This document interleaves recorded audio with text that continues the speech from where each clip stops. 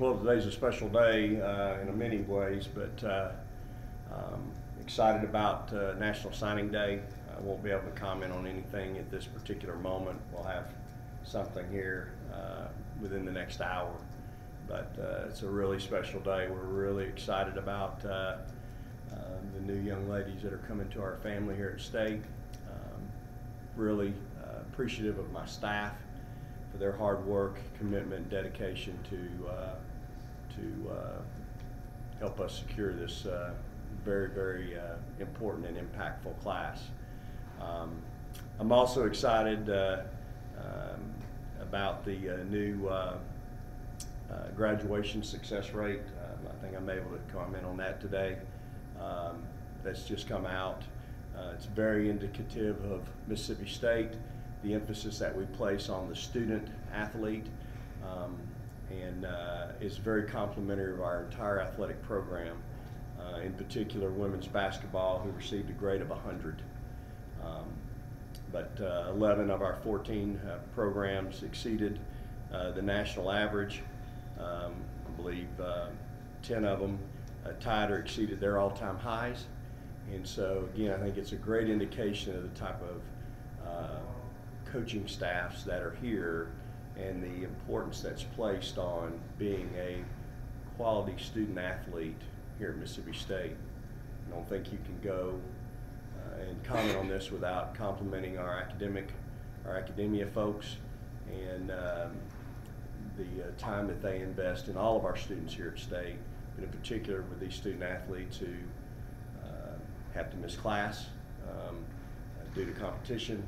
And again, the demands that are put on a student athlete in conjunction with not just practice, but traveling, playing, going to class, and trying to be a successful student athlete. It takes a lot of folks to make it successful, and that's what makes Mississippi State so special. There are so many people here that work together as one to the success of our students and our student athletes. So those are two really positive things. Again, I think we're fourth in the SEC in our GSR, and again, very proud of that. Big game on Friday night. Going to be a real special night. I'm excited for Ben and his program. I know he's excited. He's got a heck of a basketball team, and they're going to be much improved. And his track record speaks for itself. Year 3 is always a really good year for him, and it will be for this group. I've seen them. I know how hard those guys, that staff has worked throughout their time here, and I'm really excited for him and their program on Friday night. For us, it's a new day, new age, new team. We are different. That's the best way to put it. We are different. We have 4 senior guards, which I think is a good place to start, and I'll be leaning on them all throughout the year as seniors to make sure that I won't worry if they're ready, but I'll worry about some of our younger players understanding a game plan and how to game plan and the importance of a game plan, and not just going out and hooping. And so it's a real it'll be a real challenge for us Friday night. Virginia's so good, it's very talented, 4 starters back, had a heck of a year ago. Were in every game in the ACC that they got beat, and obviously in that league play a very comparable schedule to what we play in the SEC. So we've got a tiger by the tail. There's no way around it. It's a heck of a team to have to open with. This will challenge us right away, and we'll get a great indication of where we are. But again, we're getting a taste. It's 2 top 25s, y'all, playing on Friday night, and again, this team is going to have to accept the responsibility that the target is bigger than it's ever been on them, and we're going to get everybody's best shot. We are everybody's potential, patch on their sleeve, notch on their belt, whatever you want to call it, but we're going to get everybody's best shot. And so it's we teach accountability and responsibility around here in women's basketball, and this will be an opportunity for us to show that. On a separate note, before I turn it over to the student athletes, today's Johnny Harris's birthday, so we need to make sure we wish her a happy birthday. See. Questions for the player? this already, but just the accountability of holding other players accountable.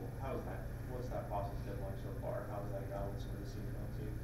I think it's been a really positive process. I think the younger ones are watching how us older ones are doing certain things, and they're getting it. They're getting the accountability process. It's still not there, but it grows with time and experience. So I think we just have to keep holding them accountable, and they hold us accountable for learning, not doing things right, understanding how it should be done, and just always learning from it and taking it as a positive and not a negative.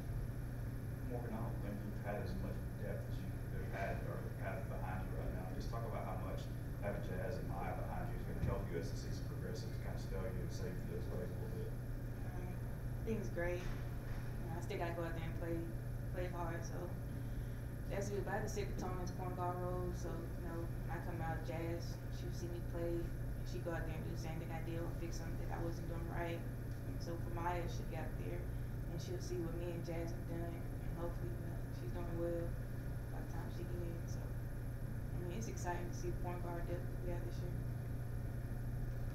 Hey, Blair, I know that Virginia's usually a good team. What should we expect to see from it? What do you expect to see from them? I know they play a really big zone, 1-3-1, 2-3. They're long, they're tall. They're going to get their hands on a lot of balls, or try to get their hands on a lot of balls. So we need to use our ball fakes this Friday, and we also need to attack the zone, because if we're going to be patient, then we'll get a good shot every time. We'll attack, find the open person, but we plan on facing a lot of zone, and so we gotta attack them and not be passive. Morgan, you'll always be known as the woman that made the greatest shot in the women of history of women's college basketball. But it seems like every interview people want to bring that up with you. But you've got another year of basketball to play. How do you kind of move forward from that and focus on this season? I think I already have. It's a new season, new team. It's great what happened, but I'm just looking forward to this year. I'm glad it brings a lot of positivity on this program, so people are excited to watch us play. But when they see me play, they see my team play and the coaching staff. So I'm glad for that. For both players, it's going to be a continually kind of goosebump feeling when you see that banner go up Friday night. But Yeah. y'all can answer. Yeah, it'll be exciting. I've never seen the banner go up before, so I'm excited for it. Yeah, it'll be cool. I mean, just to have everyone come out to just be a part of something, to reminisce on something so special is really cool. But we're also going to have to be able to shut that door really fast and get ready for Virginia within a couple minutes. So it's going to be great. But we also have another game plan that we got to focus on Friday too. Blair, what are your early impressions of Coach Dillingham? Now that she's no longer a player, she's on the other side of things. What's kind of been her role? We have a men's practice team. She makes sure that we have guys at practice every day, because they make us better. We go so much harder against the guys, and they're so much quicker than anything that we will ever face for an opposing team, and so that will get us ready. She gets them at practice, and she also is responsible for letting them know what the other team's going to run, so showing them plays, making sure that they run essentially what we're going to have to go against every week. And she's also a really good practice player for us. She loves to compete, and that's her heart. And she's still the same player that she was last year. She still kicks our butt more times than not, which is really good for us. So I'm excited she's still around and that she can still impact our program in another way. Any other questions for players? All right, thanks, Mo. Thanks. Good job, y'all.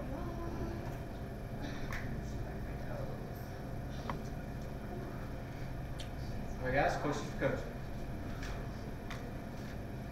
Hey, Vic. I know she's a volume shooter, but is there a certain percentage that you want Victoria to be at? Yeah, I'd like her to be in the 40s. I think it's time for her to graduate from the 30s and move to the 40s. I think that's what's the next step for her, and I'd like to see her get to the line more, and then we're going to have a rebound. So, but I think percentage-wise, she's got to get out of the high 30s and get into the 40s somewhere to be really effective for this team this year. She's going to have to play multiple positions, that becomes multiple responsibilities. And so it's going to be really important that, you know, she's been in the gym shooting, just like most of my guards, and I think lately she's really been making a lot of shots, so I'm hoping that'll continue to carry over. But for a season-long goal, we need her in the 40s. I'm sure shot selection has a lot to do with that as well, especially with outside shooting goes. So has there been a difference or like what kind of shots she's expected to be taking this year? Or? Well, that's always been a topic of conversation with our throughout her years here, and it continues to be. I'll say this: lately, her shot selection's been outstanding in practice.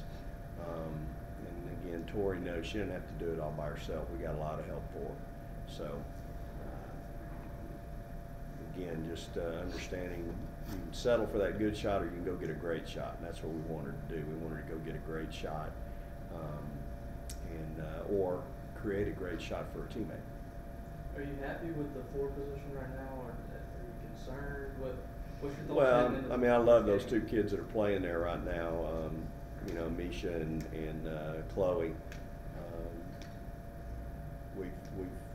Those 2 have played extended minutes in both scrimmages and the exhibition.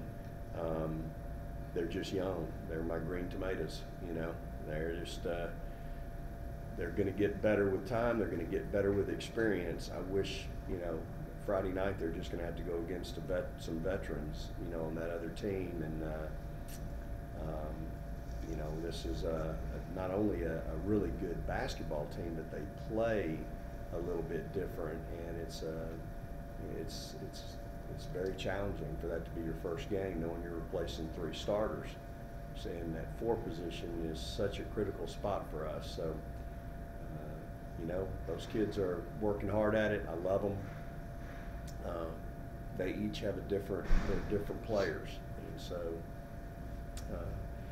hopefully they'll ham and egg it as good as Katera and Bree did. Do you have to change what you want out of that position as far as, you know, I talked to Chloe the other day. She said she doesn't like her back to the basket. She wants to be a face-up shooter, and then you had, you know, Bree was. She can put her back in the basket. Do you have to change what you want to do around those players, or do you try to do some of the same things? Yeah, no, I think we're not looking at Chloe as a back-to-the-basket player at all, much like we didn't look at Bree down there like that either. I think the thing that Chloe brings is she's a little bit better face-up shooter, but she's not as explosive as Bree and Katera. And so that's the piece, both offensively and defensively, that we're working with right now. You know, Katera was a tremendous help side defender, took a lot of charges in her day, really smart. And Bree was, again, she needed to go get a rebound for her. She went and got it, and she could really explode off the bounce sometimes. So, you know, Chloe, Misha, long, athletic. Can go get you some offensive boards and some defensive boards, alter some shots. But again, the ball handling piece is you know, for both those young ladies continues because of some of the things we do offensively. It's always going to be a work in progress. But you know what, it was for Bree and Katera too. Until they were seniors, they had issues with ball handling. So. Sort of the talks that you had with Tierra about staying out of foul trouble, because obviously it seems you're going to try to attack her and get her into foul trouble. How has she done with that? Well, I mean, you know, it's something that I don't really want to dwell on it. I don't want it to be you know, I want to teach her how to play right. Kids typically make bad decisions when they're tired. Tierra, for her size, y'all, her conditioning is pretty good, and she doesn't fatigue near as much as a lot of big kids across the country, and that's a good thing. You know, for her, she wants to please, and her biggest fault is she misses 2 or 3 shots. She'll hang her head a little bit, and she doesn't need to, because she can make 2 or 3 in a row. Now you're back to 50%. So she's just such a competitor, and she doesn't like to, you know, she doesn't like to miss. She doesn't like to lose, and as we all have, we've seen her take over some games now. You know, when she's had enough, and she's had enough of me talking to her and Johnny, and she just goes out there and gets it done, and that's what you're hoping that you get most nights. I don't need her to get in foul trouble. Misha's my backup over there right now. Zion's somewhere in the mix. And so we've got to try to develop Jonica a little bit at 4 and get her where maybe I can, you know, not rely on Misha over at the 4 as much and can play her at some 5. It's a whole lot easier position to play. But right now, this is where we are, and we're a work in progress, y'all. We're nowhere near where we're going to be in February and March. We got a long way to go, but you know, we got to be ready on Friday night for a heck of a basketball team. Virginia's one of the tougher openers it's been. Do you like that challenge right out of the gate, or how do you? Yeah, I mean, I think our kids do. I don't, you know, it sounded good when we scheduled it. It don't sound real good sitting here today, but I mean, again, it's our kids are at the point in their careers where they want to play against good people, and so you know, we could all walk out of the gym on Friday night and beat some 3-name directional school by 50, and we wouldn't know anything about our team. I think we're going to find out about our team on Friday night because they're going to be challenged. They're going to be, you know, that team's well coached and they're highly skilled. So I think at this point with our program, it's something that needs to be done, and it's a great challenge for these kids. We've played, you know, Florida State in a close scrimmage, and that was a great challenge, a heck of a game, and so now we've got another team from the ACC we got to deal with. That said, what are you most eager to learn about? Well, I think this team's fun to watch. Can be fun to watch offensively if we don't turn the ball over. I think they share the ball, and we've got some chemistry at certain spots on the floor. You know, I'm always anxious to see how hard we play. I think we've got kids that are learning to play hard. I think our freshmen are learning to play hard. I think they thought they were playing hard when they first got here, and they realized that that's not it, and that there's a whole nother level that they've got to go to even have a chance to play hard. And so that's part of the learning curve and the learning process. And so, you know, for someone like Chloe, who's a freshman, understanding all the little nuances and the things that are important to me that 4-player has to do on both ends of the floor. That's something completely new to her, and so it's like a foreign language. So it's you know, you're not gonna teach that in. We've had 25 practices. We're probably not going to have that all taught at 50. So what we have is what we have right now. We've got to go out and execute on Friday night.